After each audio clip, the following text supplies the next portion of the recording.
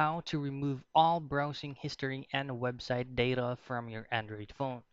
The first things first is pull up or access your browser from your Android device.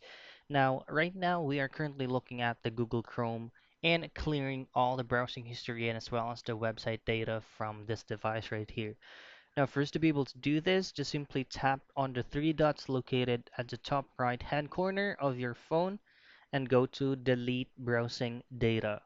Now, first to be able to have a wider settings for browsing history or data from our browser, just go to more options and you'll have to change the time range to all time.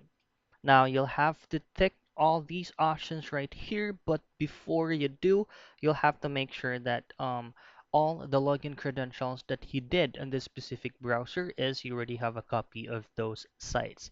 Because once we click or once we tap on delete data, all of those sites that you logged in will automatically be logged out. So before you do this, make sure that you have memorized all your login credentials for this browser. Now, once you tap on delete data, everything will be set to the default or everything will be cleared out. So that's it. That's how easy you can remove all browsing history and as well as the website data and as well as the website data from your Android phone.